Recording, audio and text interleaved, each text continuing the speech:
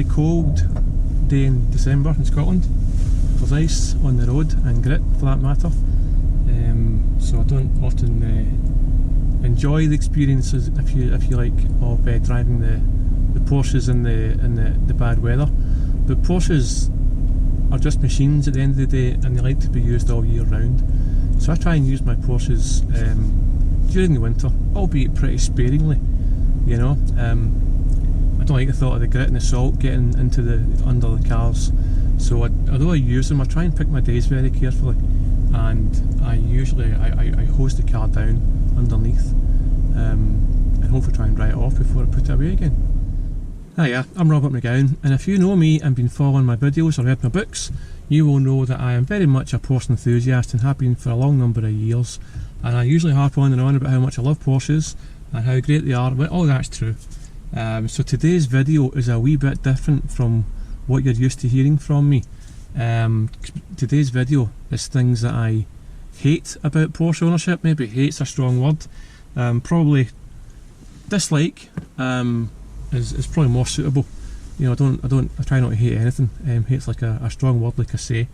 But like everything in life, guys, there's positives and negatives to just about everything, and nothing's absolute. So the thing is, owning a Porsche is mostly great, but there are some negatives with it, and in order to try and be balanced and to offer us an honest a view as possible, I thought I'd make a video about things that I really don't like about Porsche and Porsche ownership. So that's what today's video is all about, and I'm going to mention five things that come to my mind just now. And the first one is build quality. Now, all Porsches are built to a very high standard. The build quality in all Porsches is very good. Don't get me wrong. However, it has changed since the late 90s. And this is my perspective. When I was growing up as a young boy in the 80s, Porsches stood above all the other mainstream cars for lots of reasons, because of their style, because of their beauty, their performance, and their prestige to a point as well. They stood head and shoulders above everyday cars, very much. And one of the big takeaways for that for me was the build quality of them. If you sat in a 944 or a 928 or a 911 from the 80s, and you sat and even today, you know, you sit in it and everything feels like it was very much over engineered. That was the kind of ethos at the time, to make the cars over engineered. So if you sat in any Porsche from the 80s or maybe mid 90s, and then jumped into an equivalent everyday car, like, I don't know, like an Escort or a Ford Escort or a Fiesta at the time, or a Vauxhall Astra, or even like the Volkswagens, you know, which were always high quality as well, like Golf GTI, you would notice the difference very, very quickly in the build quality between the Porsche and the everyday car, because the Porsches were over engineered, built to a high specification, and the build quality and the way that the car felt very much reflected that. So what I'm saying is, if you fast forward nowadays, again, this car we're sitting in just now, this is a beautifully made, well engineered, well made car, as all Porsches are to present day. However, if you compare that to another everyday car, if you like, say a Ford or I don't know, something Japanese even, dare I say it, or, you know, like Volkswagen, the quality of these other cars is very, very high indeed, and it's almost in a similar part to Porsches. Almost. I would say Porsches are still better built, or are higher quality, but the difference between how it used to be back in the 80s and 90s and before then to how it is in modern day, it's a bit different.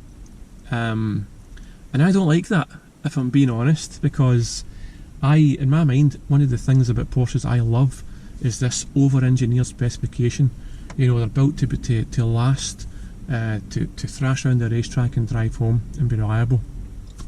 That's partly what makes Porsche special to me. So that's the first thing. I understand that Porsche had to change their manufacturing methods back in the late 90s to survive, otherwise they would have went bankrupt pretty quick, using the old manufacturing methods and the specifications and the materials they were using almost caused them to go bankrupt, so they had to change. Understand that, but it doesn't get away from the fact that the build quality has changed a little bit. So that's the first dislike on my list. And number 2 on my list, so it ties in loosely with the first point, is the specifications and the design of some of the first of the water-cooled 911s back in the late 90s. There was some teething issues, like there is with a lot of things that are new. There's some teething issues, but in my opinion, there's quite significant teething issues with some of the early 911s, which, by the way, they've probably been ironed out now. I wouldn't be concerned about these nowadays. But if we look back at the first, the water-cooled 911s, the Type 996, right up until the Type 997, there was some significant issues with the design, which I kinda, you'd expect a little bit more for an engineering firm like Porsche and their history and their racing heritage. We can talk about the dreaded IMS bearing issue, and we can also talk about bore scoring. And if we want to dig a bit deeper, we can talk about porous blocks and things like that. But the main ones round about that era were the IMS bearing and bore scoring. For a company like Porsche to design it like that, I think is a wee bit disappointing, and it probably shouldn't have happened. It's left a lot of people with a very expensive bill, and it's soured their experience of Porsche ownership. It's probably put them off, and all the horror stories that you hear online and all the rest of it, some of which are blown out of proportion, some are not. Regardless, the IMS bearing issue is a real problem from the early cars right up until about 2006, and it affected 911s, Boxsters and Caymans until they changed the design to a DFI design and removed the IMS bearing completely. I understand, I've written in my Porsche books a detailed explanation as to why they chose to use the unlubricated IMS bearing rather than a direct oil feed.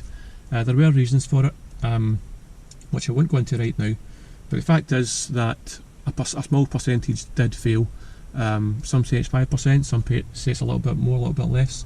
We can say 5% on average, which, given the amount of cars sold, is actually quite a small percentage. But it still happened, and if you're one of the unlucky ones to suffer a catastrophic engine failure due to the IMS bearing imploding, then you understand exactly what I'm talking about.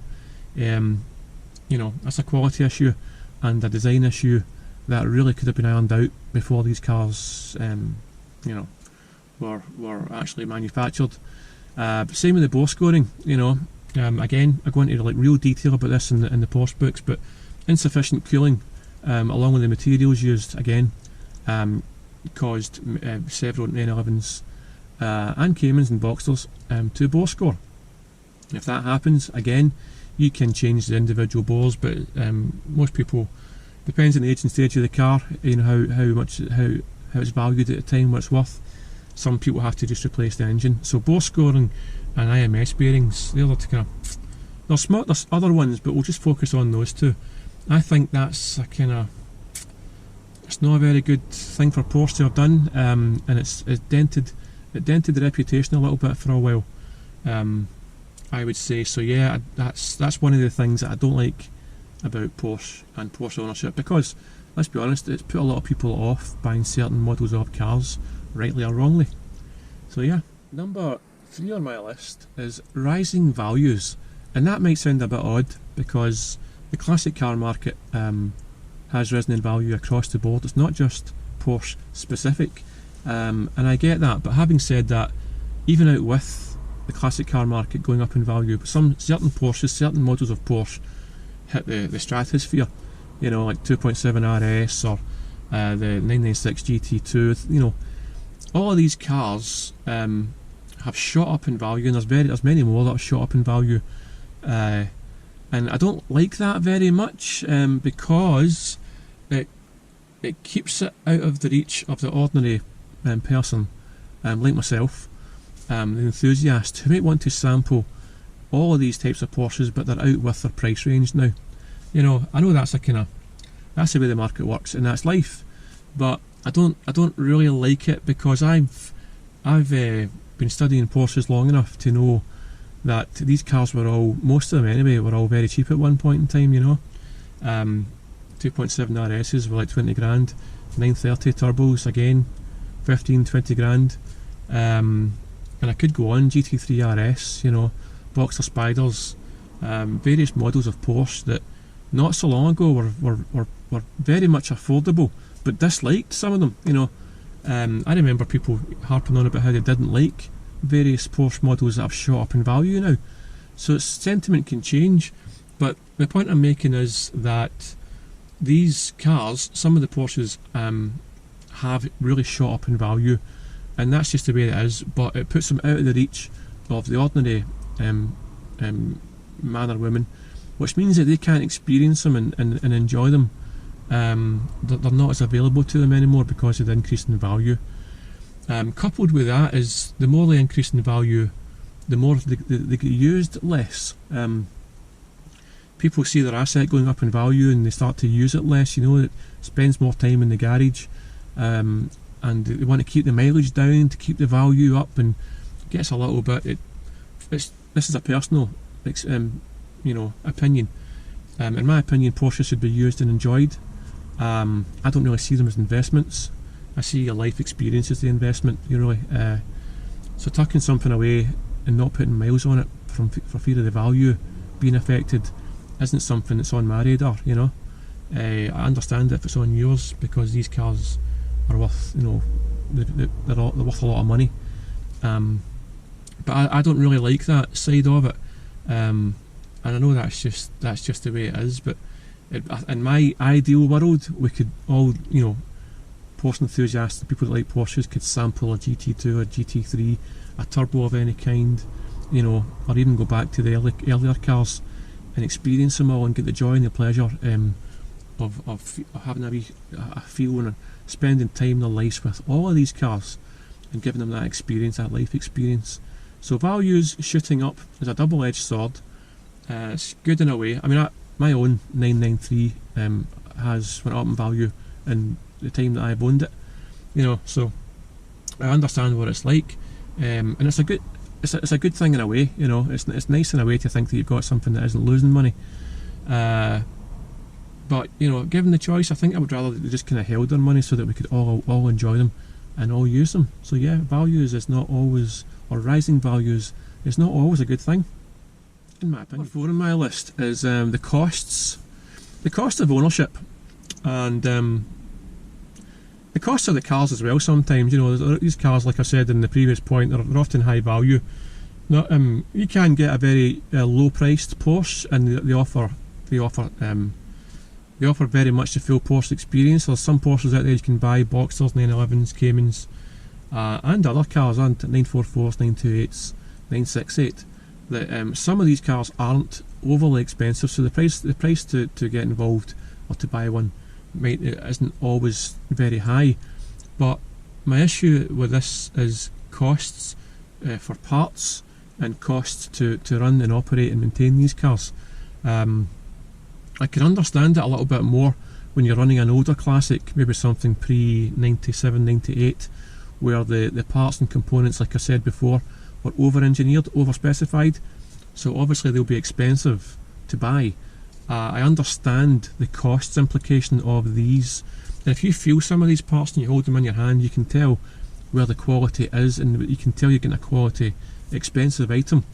But it's not always the case, you know. I've seen some Porsche items, not just Porsche, I've seen other kind of high-end sports cars parts that seem ridiculously expensive for what you're actually buying. It doesn't seem to be good value, is what I'm driving at, and that bugs me a little bit because, again, I see Porsche as a high quality, well-engineered brand, but with fantastic value. So if I see a part like brake discs or whatever that are made by a different manufacturer, but Porsche has basically just stamped their name on the box pretty much, and charged an inflated cost for that, then that bugs me a little bit, you know, especially with the more modern cars, like I say, because modern manufacturing methods and techniques are so precise these days that it almost doesn't matter what kind of car you buy. The way that it's manufactured and made has come on so much in the last few years. I struggle to find how you can justify the costs for some of the parts and components on Porsches when I know they can be made and are being made very cheaply. So, I know it's you're kind of living off a little bit of the brand name. I get that brands by their nature, or luxurious brands, are more expensive and they cost more. I get that, but some of the parts I've seen the costs of are kind of eye-watering, and you think, where is the value there? Same with servicing costs at certain garages. Some of the servicing costs are really quite astronomical for what you're getting. Those of you that are handy with spanners will know how easy it is to do an oil change in these cars, and you often do it yourself, which is great. But if you look at the prices of oil changes and sort of a fairly standard servicing items, you really have to question why is it so expensive? Is that good value? I don't know. Maybe in some instances it is, some instances it is, and you absolutely must have a full service history and all that. I'm not saying don't service the cars, but I would say there's more cost-effective ways of doing it, as long as the job's been done properly. We love our Porsches, and goodness knows I love mine, but really at the end of the day, they're for wanting a better phrase, they are cars. They're fantastic cars, but they are just cars. So servicing and all these things, I just don't really see where the money is going sometimes with some services. So the costs of ownership for some cars is quite high, and the costs to run can be expensive depending on where you go, and the cost of parts can be overly expensive sometimes.